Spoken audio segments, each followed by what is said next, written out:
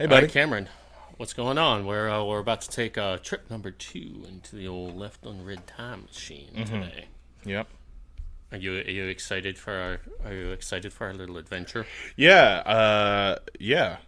Yeah, yes. I'm super excited. It was. So obviously the actual recording of this is going to be part 2 of our conversation with the 4RA guys. Yep. Which the law boys at Reich Archaeology. Yep.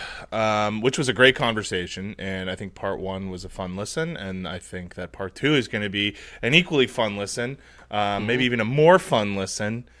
Yes, we saved the funnest for lastest. But yes, sorry, I have a little bit of a cold, so you guys can probably hear that. But it's just that time of year, man. But I will say that it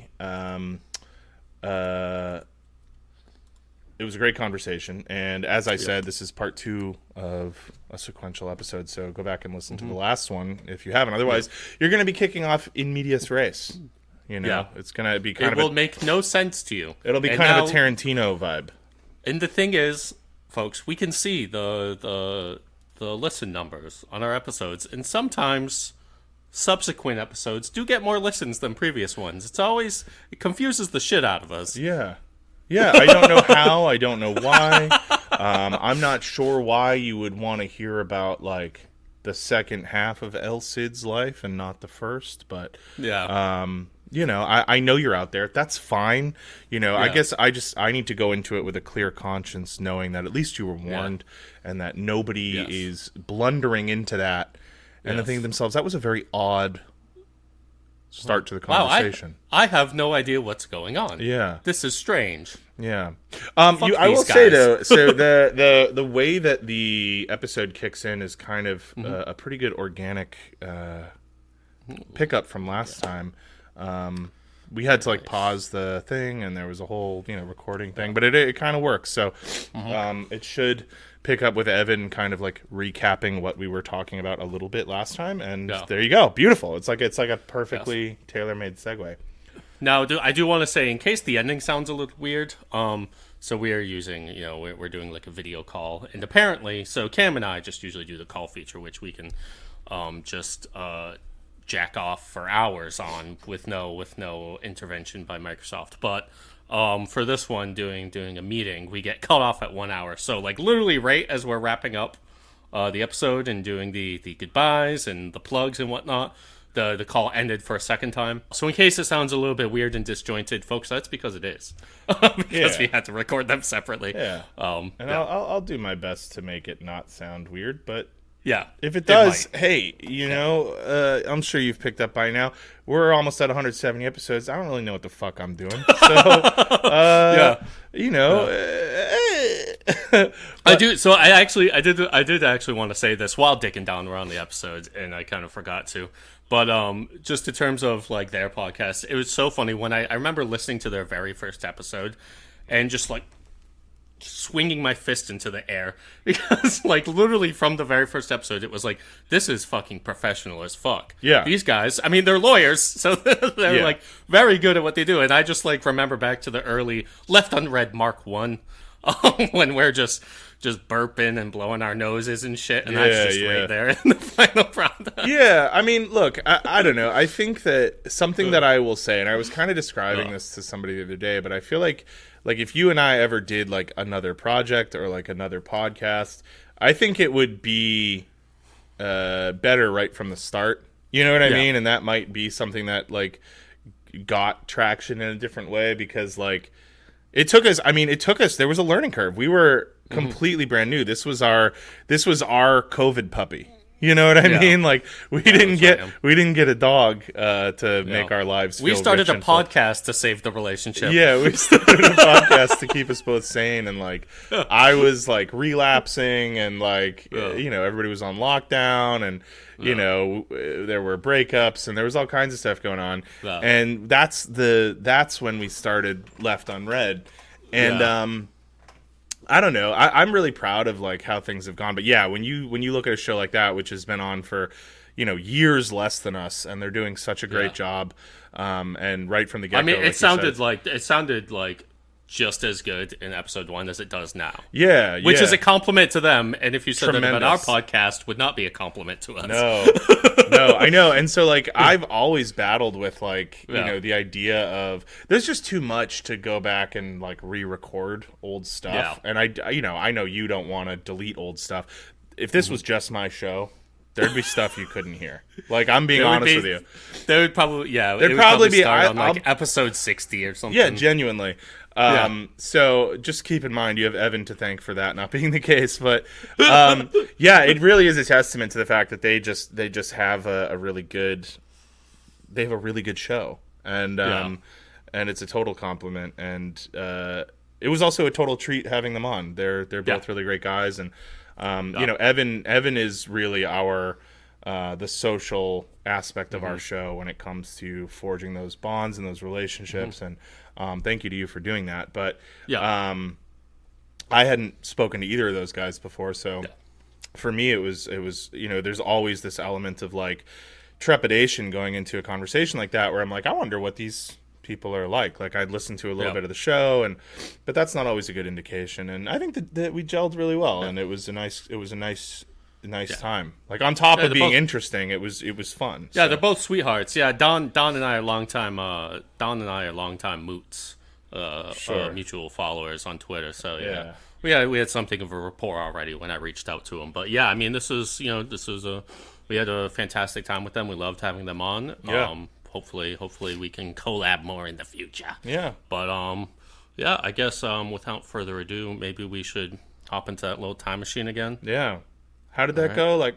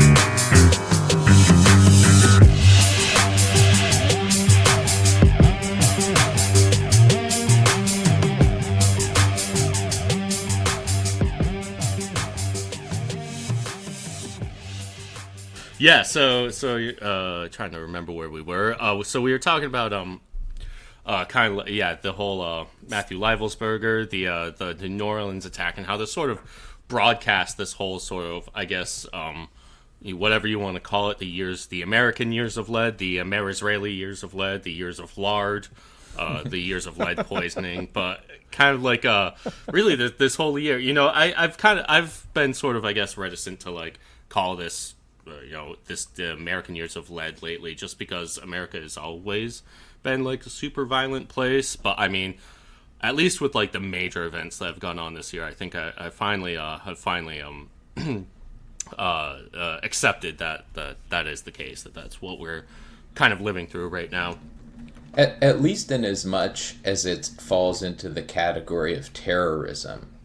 Right? Yeah. Like, it's always a super violent place, and, you know, way more gun violence per capita than any place else, blah, blah, blah. But, like, you know, back in the War on Terror days, when they would really kind of have to scrape the bottom of the barrel to make a terrorist attack or to fit something into that. Like, remember the underwear bomber? That, like, some guy's underwear lit on fire on a plane and nobody got hurt except for him, or the shoe bomber as well. Yeah, the shoe, yeah. Mm-hmm. And all that stuff was just so contrived and few and far between examples of terrorism. And now it's like, it seems like every week or every other week there's some event that fits into that category. Yeah. You're talking about school shootings? Yeah, school shootings. Obviously, like, you know, we'll get into the the recent, attacks, shootings, assassinations, whatever. But it's funny. The other day, maybe this was like 2 weeks ago, or maybe last week, I watched this movie from 1968 by Peter Bogdanovich. It's called Targets. Oh, yeah. And have you seen that? Yeah, great one. Dude, oh my god, like, so for those who haven't seen it, like, this movie, it stars Boris Karloff, who is for those that don't know, he was the guy who played the original, like, Frankenstein in the 1931 Frankenstein. He's like a big, I guess scream queen wouldn't be the right word, but he's like always played like monsters and like stuff like that, and like those old Hollywood like monster movies. And in the movie, he plays basically like a fictionalized version of himself. Who his name is his name is Byron Orlock in it, which I assume is a Nosferatu reference, as well as Lord Byron, I'm guessing. But he plays like this like retiring movie monster actor who's like, he makes the lines that like he feels like one of the lines I wrote down. He says, "I'm an antique, out of date. I'm an anachronism. My kind of horror isn't horror anymore. And gosh, what an ugly town this has become." And like he in it, like he's like really like distraught by the way that the world has like erupted in violence, or like this country. This is 1968. That's the decade of the assassinations: JFK, RFK, MLK, Malcolm X. And for him, like, horror now is like the horror of just like this violence that's been unleashed in the United States. And meanwhile, this is like one storyline that's going on, and then the other storyline is this guy who's like a gun enthusiast who's just fucking like snapped, and he kills like his wife, he kills his mother, and then he goes on just like a shooting spree. And the movie is just like his shooting spree. He gets like different like sniper vantage points. He's got this big bag of guns that he can barely lug around. And he's make sure to show him drinking a nice glass of Coca-Cola while he's like just picking people off on the highway and shit. And like I was watching this movie, and it was just like, again, one of those moments where my brain was melting, because it's like, dude, like, especially like in 2025, I mean, this is just who we've always been, but also so much more so now. It just feels so on the nose now. Like, I feel like any attempt at building like a sort of a distinct American cultural identity has sort of fallen by the wayside, and by and large we're just embracing the sort of id of like what it means to be an American, and all the sort of memeified things that we maybe would have made the argument were like exaggerated caricature type descriptions of American society have just come to the forefront in like the most unabashed way. And it's incredibly disheartening and disorienting, to say the least. And I think that's kind of just what we're talking about. But yeah, we kind of mentioned this in our most recent episode, that the only side of the equation that's presenting a real coherent idea of a national identity is the sort of overtly fascist, Christian nationalist, revanchist, open racist side of the political discourse that is really unrebutted in making a claim to the national identity. Because when the libs come out and try to stand for something, they don't have any sort of a track record to point to. Right. Well, yeah, that's. I think that's totally fair, and it's like at least the one thing you can say for this sort of like Christian nationalist fascist movement on the right is, not that this country has the longest history, but they can at least say, hey man, since 1607, that's been the way. Like this is a country that's founded on these, racist, puritanical, radical interpretations of like Christian ideology, and they're not wrong in pointing to that as a precedent, right? It's like you can argue that that's a precedent that we should not be proud of and that we should be attempting to divert from, but yeah, they can lay claim to sort of, in a genuine sense, that being like the the founding principle of this country, and they're not wrong. Well, at least when it concerns the Democrats and the Republicans in terms of who's actually got a project or an agenda, I'm gonna simply have to hand it off to my boy Walter Sobchak. Say what you will about the tenets of National Socialism, dude. At least it's an ethos. like the Democrats, they don't have like their whole thing is just liberal interventionism, and I mean it's really like a party that's just made up of careerists.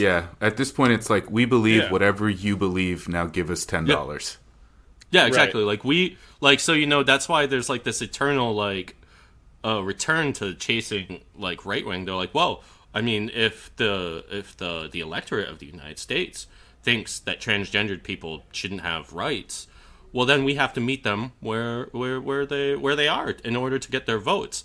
And it's like, do you not have anything that you believe in? Like, right. Like, is there no actual I think really like the Republicans have obviously, they've really nailed how to do like vanguardism. Like, this has been a long-term, decades-long project, going back to going back to like the death of FDR in order to like capture, and especially with like Reaganism or even like before that, in order to like capture the working class in a way and like re-educate them into more rightist ideology. And so like it's not for saying they're not saying like, no, we need to win this election right now, so we're gonna meet the electorate where they are. It's like, no, we have this overarching goal and we are going to build the voters that we want. You know what I mean? Whereas the Democrats, they don't have any long-term goal. They just want to climb up the career ladder, and so they'll do whatever that requires now.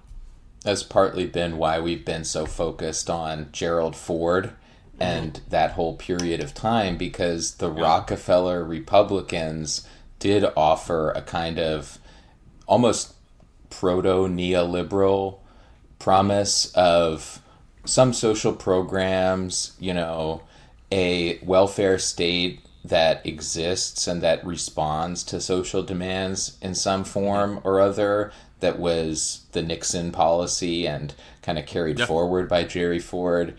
And then under Ford's nose is when Dick and Don kind of see the change in the winds and see Reagan on the horizon. And it's like, we're not always going to want to give something away to the plebs here, something material.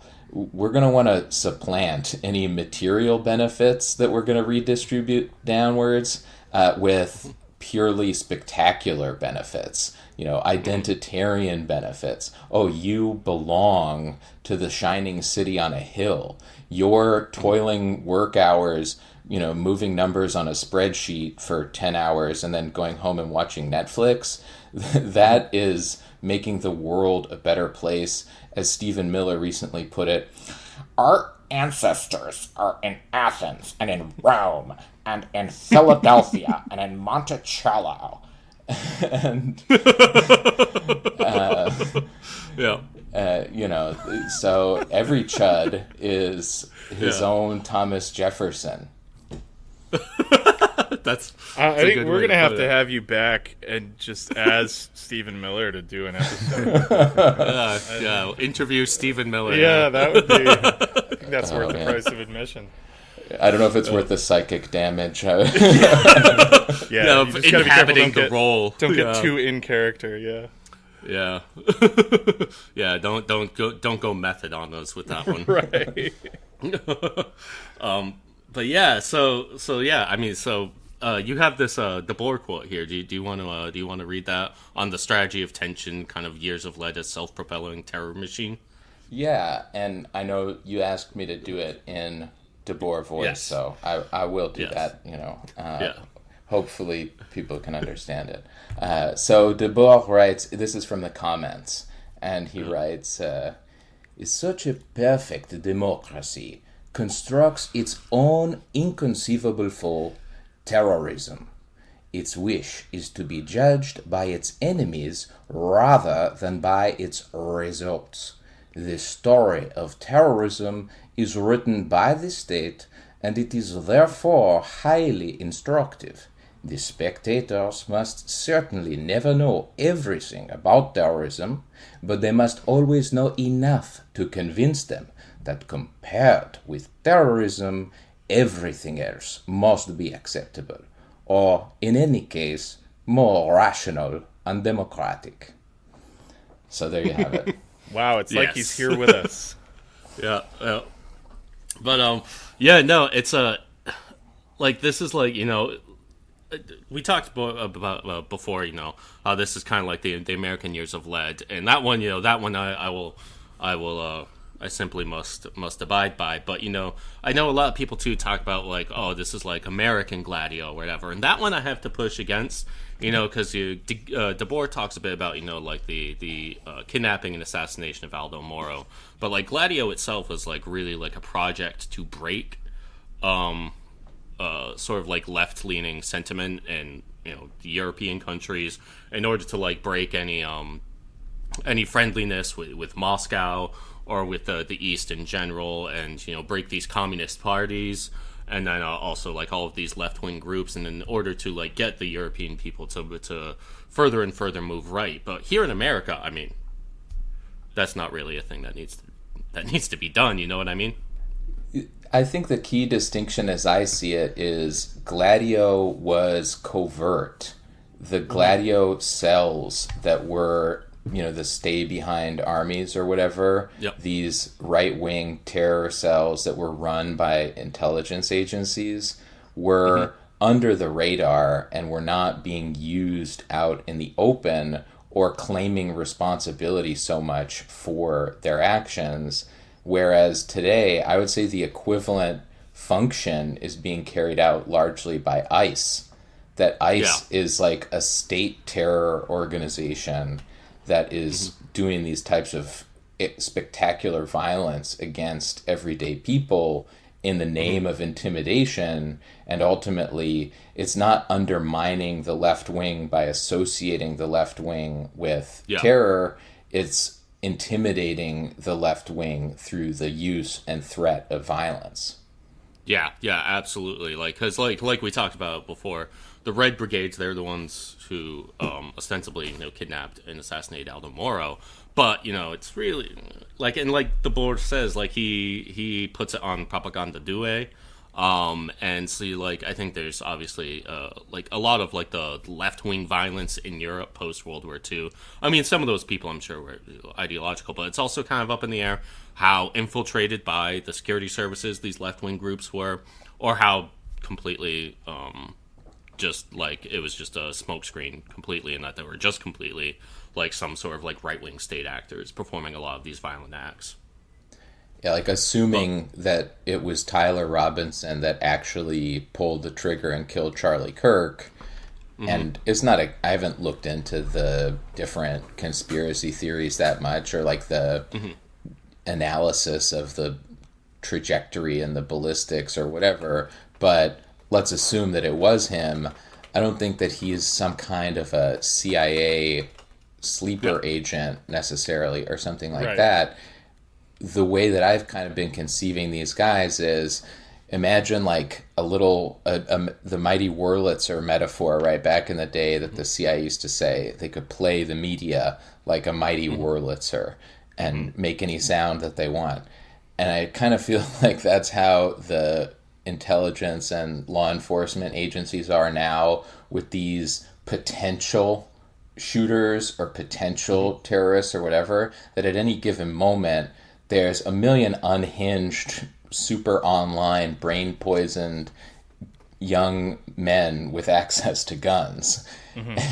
And many of them, you know, the old line, like that they're known to law enforcement before they commit their acts.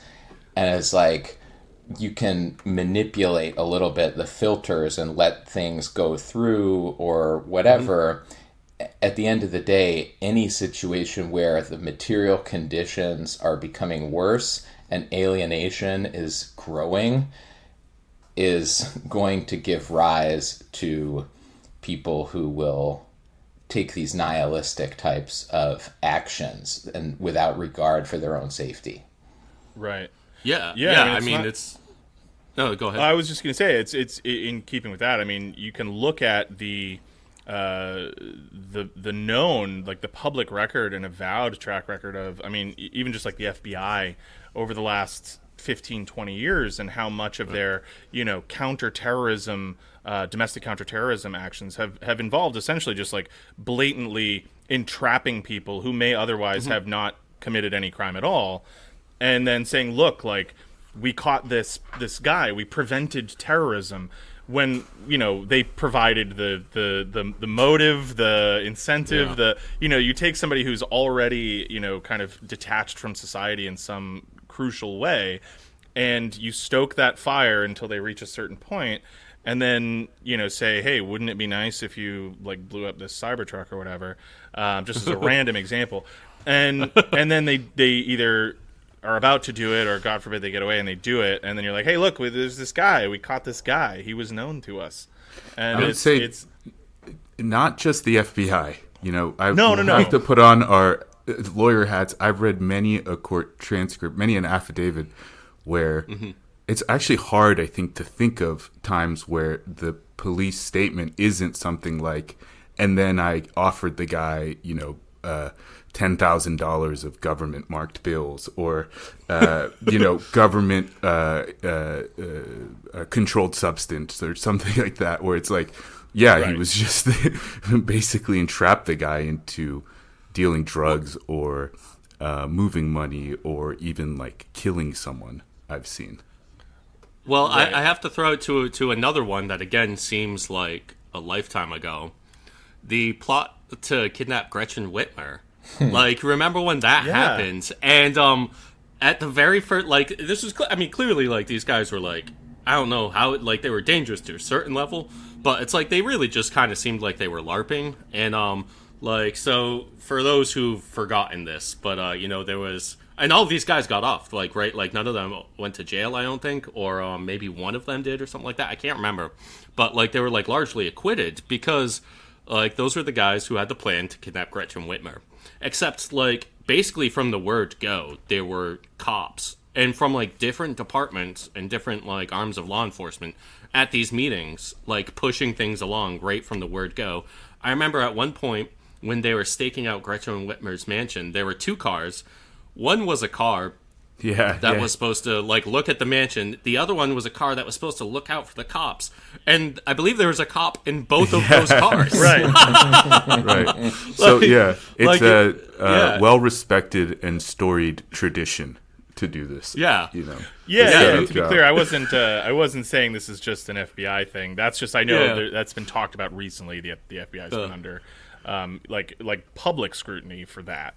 So it's not like some stretch to imagine that any law enforcement agency at any level would or could be engaged in some version of that type of, seeding an idea to someone and saying, hey, wouldn't it be nice if somebody did something about this person?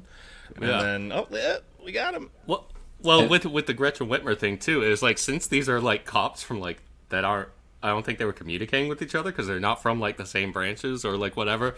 You basically have two cops trying to convince each other to commit a crime to entrap the other one. Like,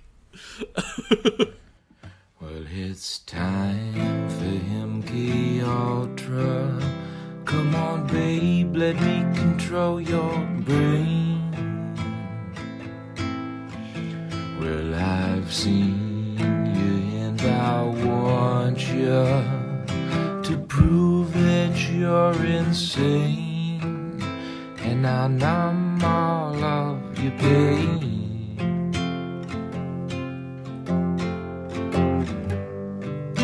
And bring you right back here again. Now where's my midnight climax? I wanna watch you through the glass. Got connections in high finance, when we can put you on your ass. Have you shooting 8 chance smoking crack?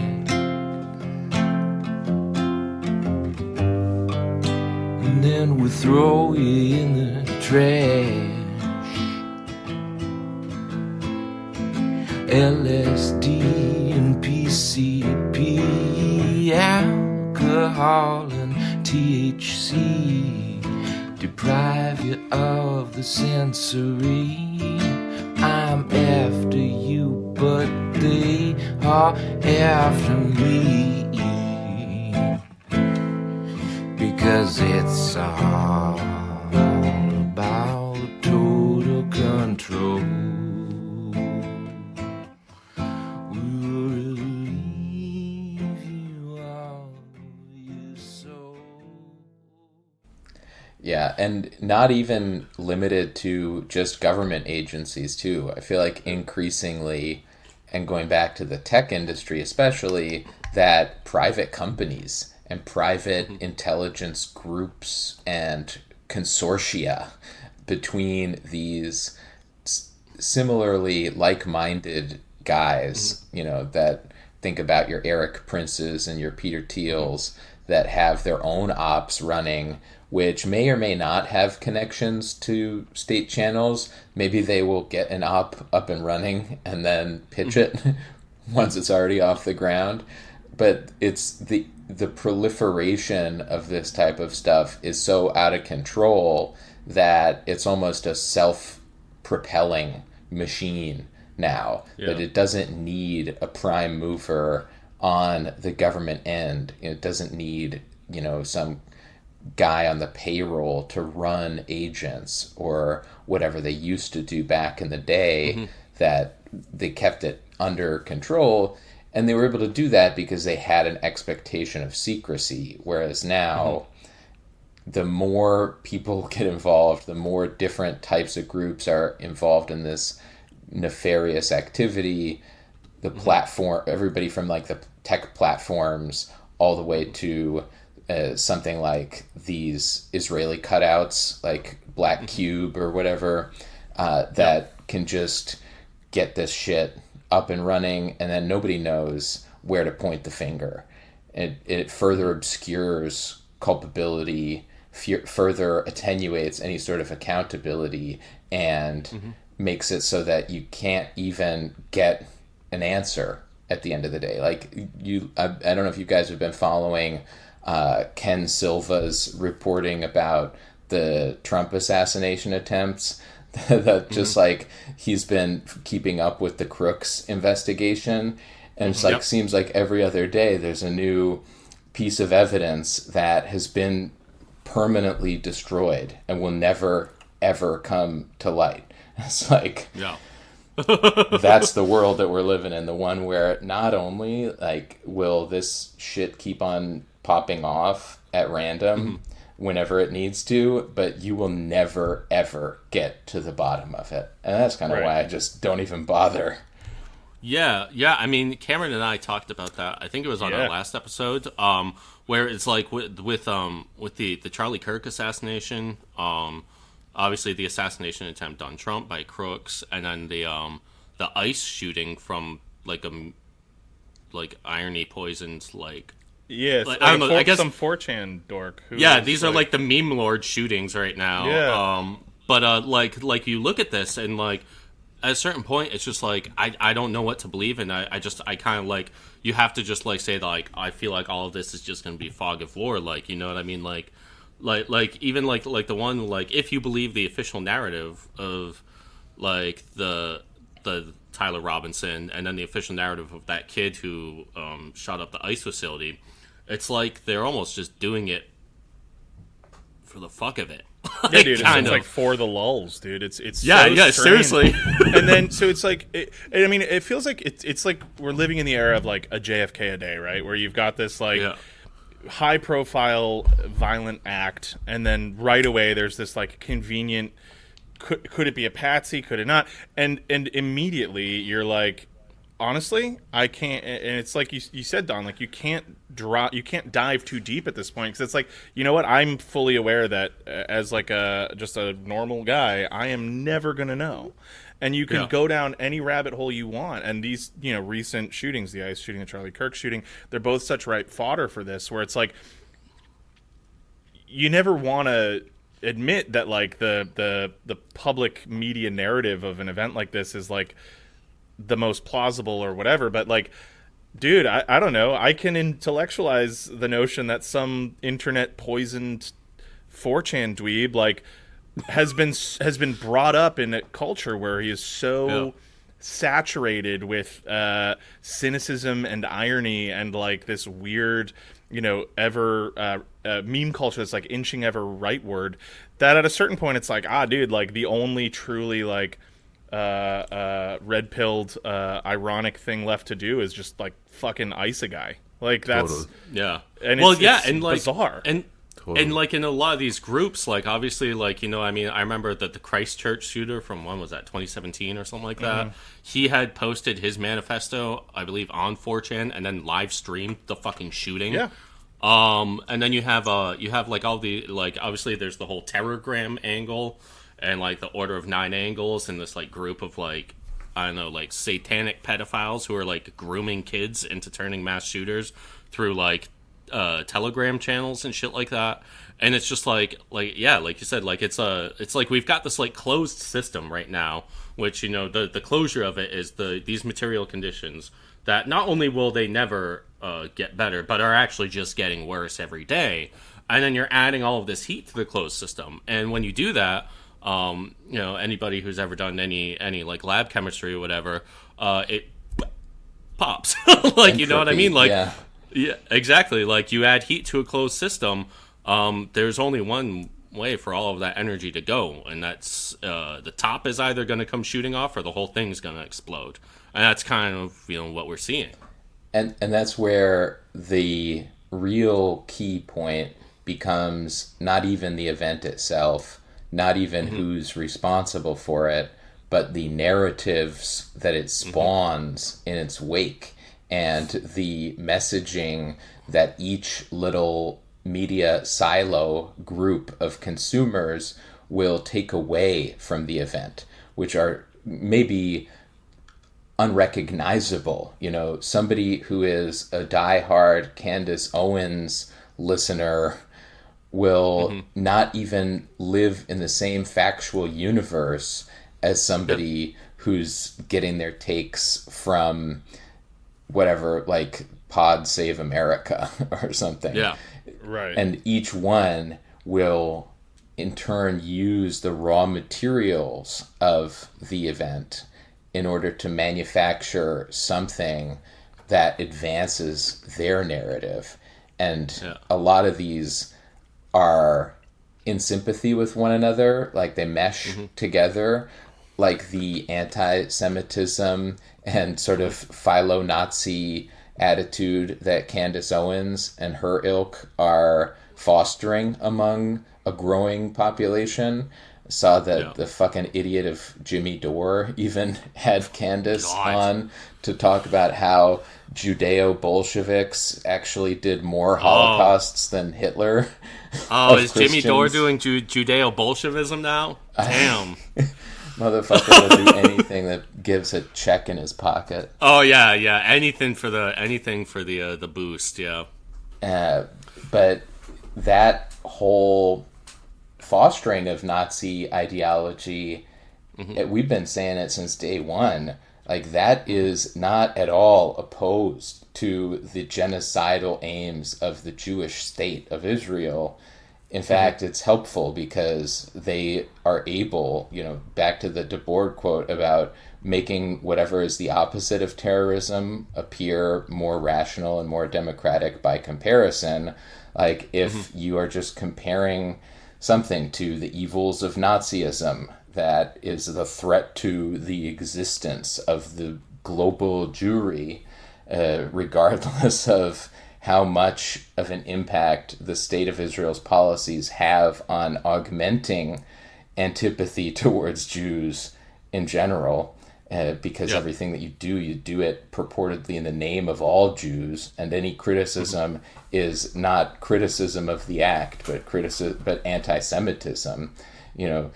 It's great for Israel to have real, actual, existing anti-Semitism.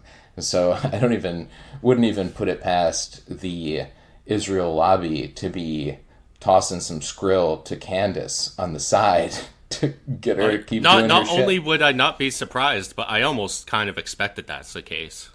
Right.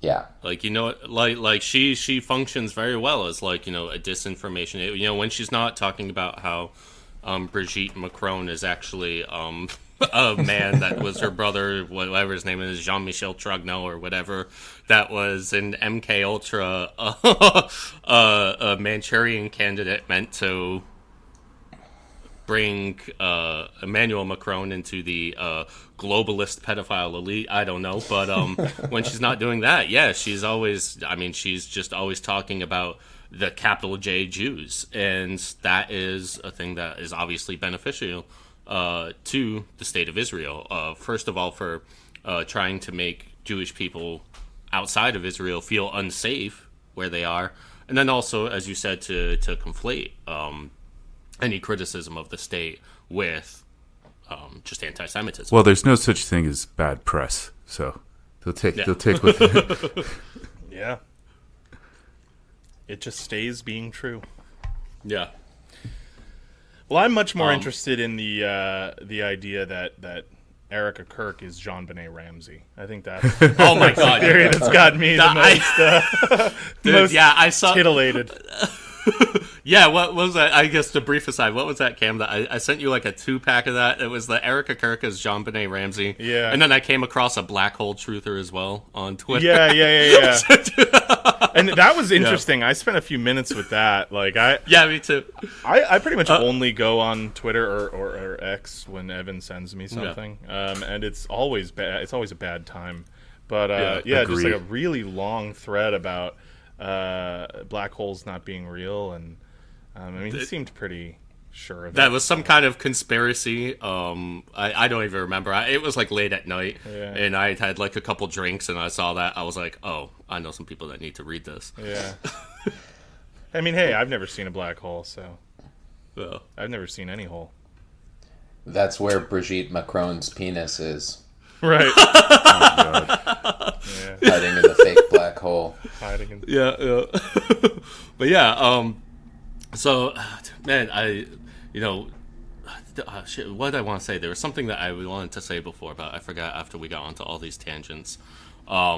Is it in your Oh, yeah, outline? no, so... No, it was something I'd been thinking of. But, like, Don, before what you were saying is that, like, whenever these, like, events happen, that there's, like, almost immediately everybody just goes to what their preconceived idea of them is going to be. You know, you have places like the New York Post. Whenever a mass shooting happens, immediately, it used to be that this was some Islamic person, but now it's always, oh, this was a transgendered person who committed it. And they'll just pull somebody out of the ether and blame it on them and say, oh yeah, this is like a trans person that committed this shooting. There's also, there's a certain subset of people too that will like just run online and be like, this is a patsy, like whenever they catch a shooter, like, oh yeah, this is 100% patsy, this is just another American Gladio thing, all that kind of stuff. It's like, I feel like every time there's one of these events, there's, like certain people, they just like immediately rally around what their like preconceived notion of the person that commits this type of thing is, before we even find out that it's a guy who just likes to play Helldivers and writes, ooh, what's this? Notice his bulge on a bullet. Yeah. And it's so mystifying. It really is, because it's like, did that 22-year-old kid really write those fucking texts? My love. Yeah. My love. Why do these people? Yeah, my love. Yeah, oh yeah, the insane text exchange, which that was another one. I have no idea what to make out of it, because on the one hand, like Cam and I talked about this, on the one hand, that it's really weird to write that way, especially if you're 22. The whole thing was bizarre. But also, on the other hand, it's also really weird to get on a roof and shoot Charlie Kirk. Yeah, and like, well, these guys are romantics. Right. Yeah. Right. They yeah, I don't know if you meant that as a joke or not, but I think that there is a certain tendency to romanticize like language and their deeds and I don't know, it's an interesting thing. It's And then also, like, with, people made a huge deal out of, like, their use of, like, certain language that was... Yeah, squad car and stuff. Yeah. But it's like, I know people that are so into... or I know guys that talk know like people. that. Yeah, and they're so into, like, online games or whatever it is, just, like, some version COD. of LARPing about... Yeah, dude, it's COD, it's whatever, and it's like, all right, like, I red flag didn't find for me it that was far-fetched. my love. Right. My love is a real weird one. But you're right. He was a weird guy. He is a weird guy. I should say he is a weird guy. He's a weird guy. Yeah. If you get on a roof and shoot somebody, It's pretty weird. It's a pretty weird thing. You're having a different day than I'm having. You're having a different decade. I'm also not like chronically online, so maybe like you, Cameron, I get my Twitter stuff from Don. My favorite thing. It seems like we have a similar dynamic. Yeah, I think so. My favorite thing was how quickly these days the Mossad comes up, right? Even with this one, it was like an hour in. It's like, this was Israel. And then Israel plays into it, you know? Well, right. that's Evan made the thing. point that, like, you know, in this, and I commented, like, it reminds me of, you know, back when, you know, when Al Qaeda was the big hot ticket, you know, terrorist organization or whatever, and one of their favorite things to do was claim responsibility for things they didn't even do. And it's like, whether Mossad did it or not, of course they think it's like, they're probably like, yeah, dude, that's sick as hell. Like, yeah, totally. Yeah, we did it. Fuck it. Yeah, we can do pretty much anything. Yeah. That's us. Whether or not Israel or this Mossad did it, I don't think they did. But whether or not they did it, they want people to think they did. Yeah, BB just like gets up on the camera and is like, "I want to put the rumors to rest." It's like, what? What do you? He did this rumors? he did that like 3 times. Like he just kept doing. It's like for a week like straight, everybody's talking about something else. It's like that, you know, that one friend that like just pretending to choke themselves. Right. You know what I mean? That one friend who's always wants attention. It's like him. It's like, hey, just so everybody's aware, you know, we didn't do this. Yeah. I didn't do this. We didn't do this. Thought it was cool. Yeah. Pretty cool. Trust me, if we wanted to, we could have. Yeah, keep that in mind. We can kill any American we want with impunity, and in fact, we have in Palestine. But just so you know, we could here in America, but this time this wasn't us. You guys have seen the Wasn't us. surveillance cameras Wasn't from the Dubai hotels. You know, we could get away with it if we wanted to. Right. Yeah. Look at the Crown Prince of Saudi Arabia, right? He got away with dismembering a Washington Post journalist. You can get away with anything if you've got the right connections. They're all just manufacturing narrations and and giving rise to Tucker going to the funeral, talking about hummus eating Jews. Oh, you got to do your Tucker. Christ. You got to give him your Tucker. You can imagine, you know. I remember a similarly pure soul who was also murdered in cold blood and by the same people. Okay, eating hummus in a cave somewhere in Jerusalem, and boom, next day, Jesus Christ is gone. He's crucified. Charlie Kirk is gone. And then he does the psychotic. Oh yeah. Oh my goodness, that was very funny. Another fantastic Tucker. Yeah. But yeah, no, like you know, in your episode Geopolitique 5, Don, you mentioned like the feedback loop of the spectacle. You know, wherein one's perception of politics and lived reality is filtered through their contemplation of spectacle. Real world events filled in through the filter of media and the spectacle. One is always connecting the dots, and that's kind of like, you know, what we talked about. It's like, I feel like really like we are living, I think largely there's like 2 main conceptions of reality in this country that are completely at odds with each other, and possibly at times even at odds with the actual world we live in. But that's the spectacle. It's like we like is the real world more real than this conception of the world that like people have, just through, you know, through what they consume, the media they consume, the worldview that's been built in their heads, both by them and also by these algorithms created in Silicon Valley to like entrap you into this like eternal return of scrolling on your phone and just further and further committing brain damage. Yeah. And I know that we wanted to touch on the spectacle of disclosure itself. Too. Yes. Yeah. The kind of tale of two cities between JFK and Epstein files, and I feel like it plays right into the same phenomenon where the Trump administration is able to self-proclaim as the most transparent pro-disclosure administration in history with these selective releases of certain JFK files that really don't get the smoking gun, right? I think in the same vein, I've said it before, I really do not think there is a document that says, okay, CIA, here's how we're going to kill JFK. We're going to use this guy and this guy and this guy and do the thing. And there's already like way more than enough circumstantial evidence to compile at least contours of preponderance of the evidence standard. I would say. Yeah. I assume, I'm going to assume, Don and Dick, that if you guys have read Don DeLillo's novel Libra. Yes. Oh yeah. Yes. So like it's like in that one where it's these like there's not like it's not like a bunch of like CIA spooks got into the same one like cloudy room and all said, all right, this is how we're gonna ice them.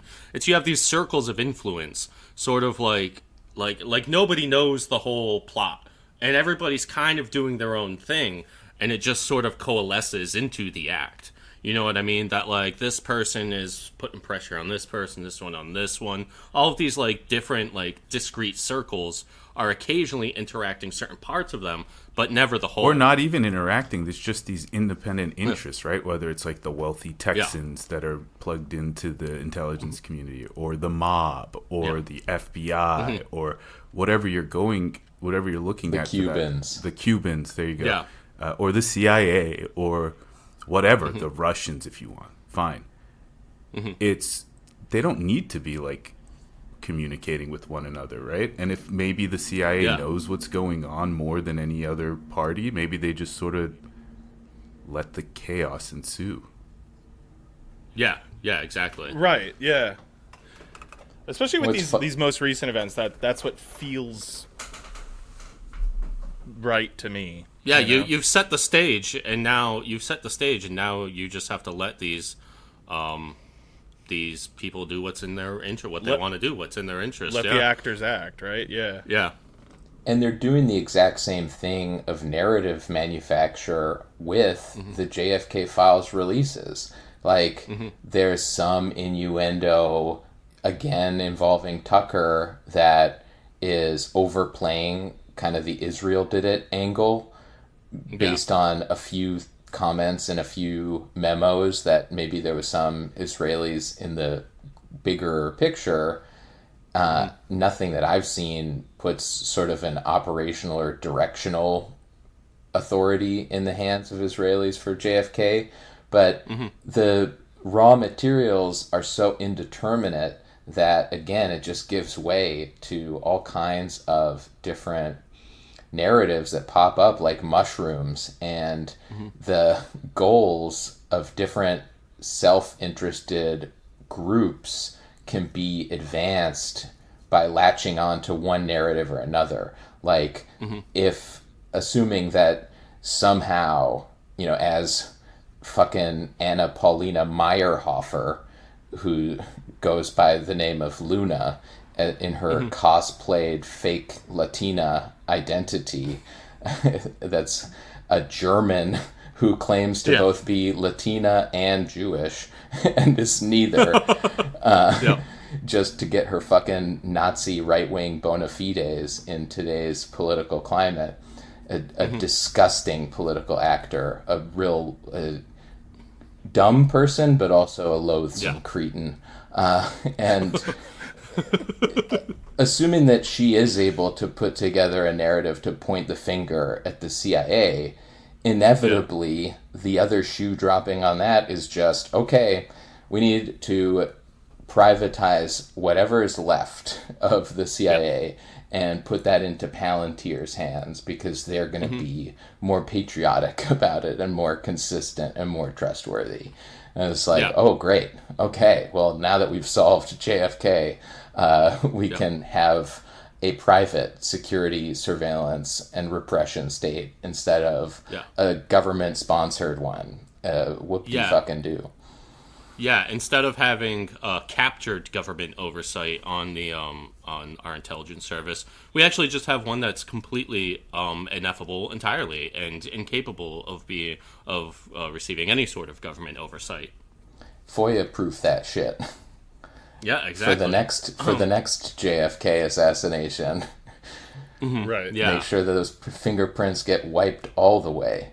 And the other side of the coin too is just looking at what they disclose versus what they hide, namely the Epstein shit that has been promised and pulled away like the proverbial football from Charlie Brown. Right. No, they're doing the Turkish ice cream game with the Epstein files. You know what I mean? But although Don, you said that there's the two big disclosure things, the JFK and Epstein, but you forgot the third one. There's a third one that recently Trump has been dangling.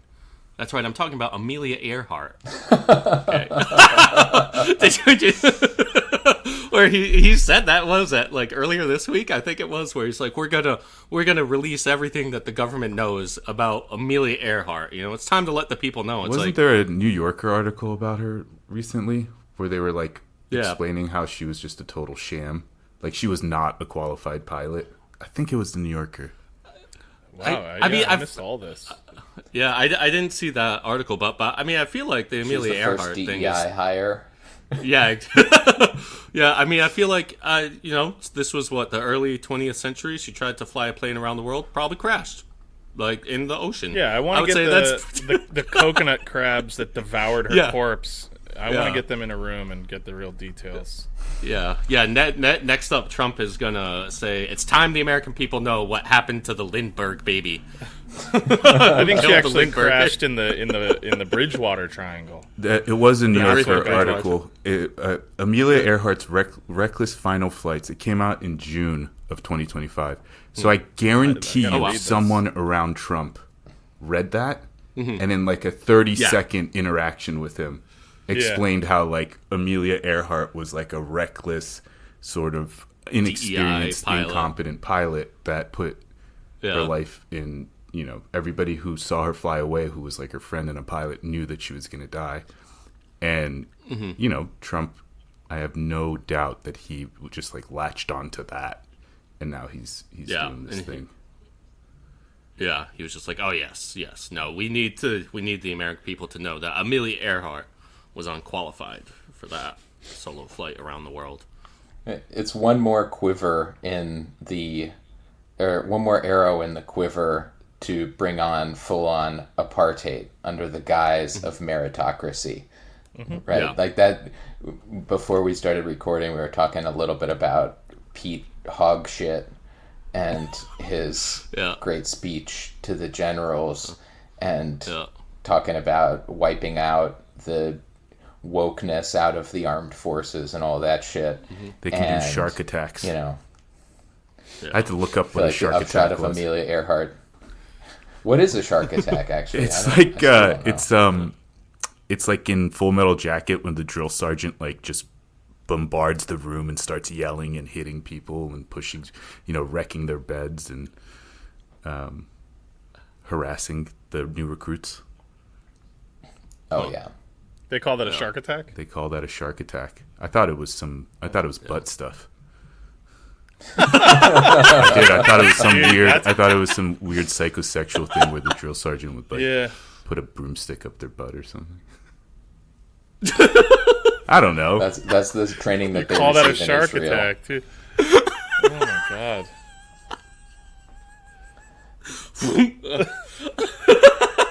Well, in that case, I gotta go. I got a date with a broomstick.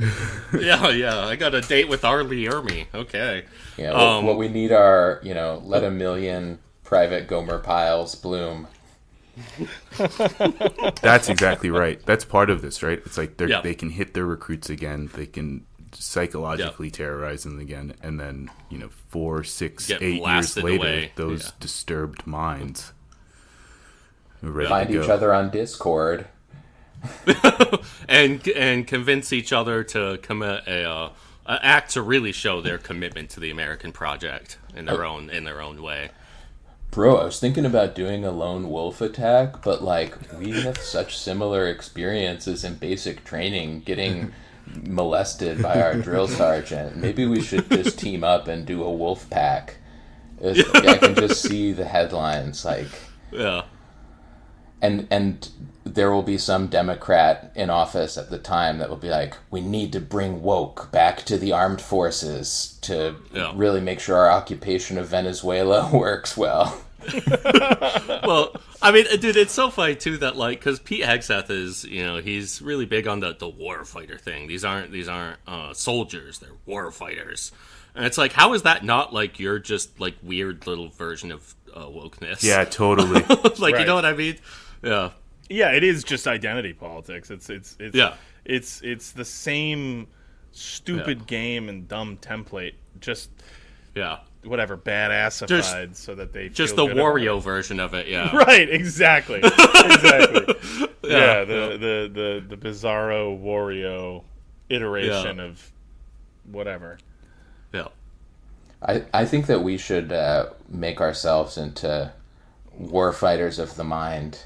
And consolidate our own fighting forces out here in these trenches, and both relentlessly critique the libs and refuse to side with the Dems, and also point the finger at the fascist creep coming from the Republicans. And there's just, as we talk about all this stuff, the actual base for which all this shit is popular, despite it being circulated very heavily online, is numerically so weak, right?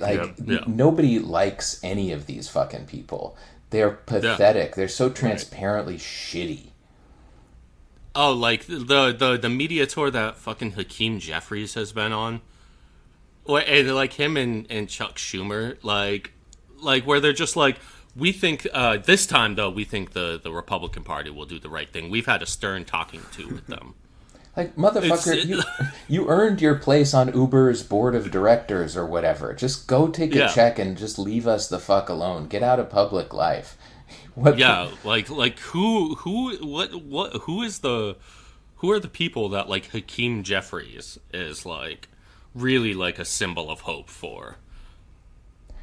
Who is this for? Who is actually being convinced? Yeah, exactly. Right. That's it. Right. They've handpicked who the minority speaker or the leader of the minority party in the House of Representatives is going to be. You know what I mean? Has nothing to do with anybody that's just a normal person in this country. Yeah, the whole government is just a smokescreen for corporate interests and the ruling class. Mm-hmm. They're not really doing anything responsive to public demands. They are a spectacle in and of themselves to divert attention away from the owners of this mess and this trap that we're all just running around in. And I would say there's no need to respect these motherfuckers. The things they are doing, they're doing in sort of a reaction to public demands, and this way just to tamp down whatever dissent is bubbling up. So to the extent they are doing anything at all, it is damage control, basically. Right. Yeah. I mean, think about in 2020, obviously, you had the big you had the big protest movement there, and you wanted this whole defund, there was the defund the police movement, and there was a massive influx of people registering as Democrat during that. And the reaction of the party was just to be what the fuck? And no, we're actually going to fund the police even more. Get the fuck away from me.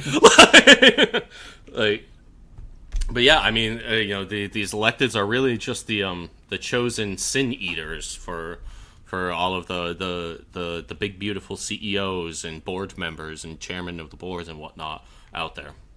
And here I was ready to give my whole paycheck to Elon Musk's America Party when he was announcing that he was going to start a third party. And I looked it up, and it doesn't exist. It was just fake. He didn't even start it. There's no America Party. Yeah, there's none. Yep, there's no America Party. And as a matter of fact, during the feud, Elon was still donating money to Trump's PAC. But did you see what he just recently said? I mean, this is a man who seems like profoundly depressed at this point. From the manic stage that he was in from January through, I guess, like May or something like that. But since then, he just like gave a speech. I mean, I think everybody here can tell Elon is so desperate to be liked. It is probably the only thing in the world that he truly like actually needs. And obviously, he's like the least popular person in the country, and at least like public figure. He was like went out, he was giving some like interview or something like that, and he said that it's actually like a huge like negative character trait to want to be liked. It's a sign of weakness. Did you all? It's just like, man, who did you see him at the what were you gonna say, Dick? Kirk? I think it was the Kirk memorial with Trump. The like moment where he sort of has he like sits down with Trump and Trump rubs his back and shit. No, I didn't see that. Oh, yeah. Video. It's There's so a lip great. reader that interpreted there was like a lip reader that said like, we should talk soon. I don't want to fight anymore. Yeah. Yeah. It's like from The Godfather 2 after like Michael Corleone and I can't remember his wife's name when like he like shuts the door on her face, but then was it in The Godfather 3 they kind of like there's like a warming back up between them, you know. Mm-hmm. It's like that. Yeah. All right, well, I think we're pretty much up to the cutoff time right now that we all set for ourselves. So, yeah. Is there anything more anybody here wants to bring up quickly or? Nah, I just thanks again for having us. This was a lot of fun. We should do it again. Thank you so much for having us, guys. Absolutely. You guys rule. This was a lot of fun. You guys rule. Yeah, this was a ton of fun. The longest podcast episode in development history, I suppose. We'll do it again next year. Yeah. We'll start planning now. We'll record sometime next summer. Hell yeah. I'm going to a rave outside a concentration camp. Let the flashing bright lights blind my eyes to the suffering within. Let the music drown out all the cries with the pulse of EDM. As the MDMA hits and blows me away. Take me on a trip upon your magic swirling ship. Apache helicopter full artillery equipped. Flying over the reservation and emptying a clip. Then I slip into a haze and do just what the general says. Party in the promised land, we're having fun while we still can. Party through the desert night, everything will be alright. Party in the promised land, it's going according to plan. Tuning out, moving in, let the genocide begin. It's the dawning of Aquarius, bring the water over here. Now I'm rolling my heads in the clouds, see the second coming near. But let's make sure that they stay scared of us, 'cause love always conquers fear. only here we exist. So enlist and don't resist. Ah, we're back! Oh my god! Flashing Wow. lights, colors, Oh. sounds, smells. Oh, I have a headache. Cameron, you have a nosebleed. Yeah. We may have become unstuck from time. I'm actually bleeding from all of my orifices. Some more than others. Yeah. Yeah. My wiener. I'm bleeding from my wiener. Well, that was part 2 of our really fun and wonderful conversation with the Fourth Reich Archaeology podcast, Dick and Don. Yep. And yeah, it was a great time, as we sort of said at the start here, and I hope you guys enjoyed it. We enjoyed it. Yes, absolutely. Yeah. We had a great time. It was very fun. Nice way to spend a what was that? A Saturday afternoon. Yeah, it was a Saturday afternoon, and it was one of the last really warm ones. It was like the dying gasp of our second summer that we had there. Yeah. So we spent that nice warm sunny day inside to give you guys to feed your voracious appetite 100%. for content. Yeah. Yep. Mm-hmm. And we appreciate you guys participating in this beautiful journey with us. As Evan said in our little intro there, they're great. We hope that they will join us again sometime. And it sounds like they feel the same way, hopefully. But yeah, go listen to their show if you don't already. Fourth Reich Archaeology. Yep. You certainly it's in the show should. Notes. Yep. It's in the show notes. You can also follow them. You should. They're tremendously smart and interesting and professional and talented people. And we are very lucky that they were willing to come on our measly little show that we bring to you here at Left Unread. And yeah, while you're following them and liking their show, we should also add that you can do all of that stuff for us. We do have a Patreon. That's first and foremost something that I feel like we should mention. We do list the URL for that in our show notes. That is www.patreon.com/leftunread, the name of the show. We do ask, especially if you are on an Apple product, actually only if you are on an Apple product, that you not use the Patreon app to manage subscriptions or whatever. Apple does tack a surcharge of, I believe, 30% onto your subscription fee, just because they need to make their douchebag fee. They need to make their pile of loot bigger. They need to get their fucking beak wet. So we advise you not to do that. Just follow the URL in your web browser. And if you're not on an Apple product, I don't believe that's an issue.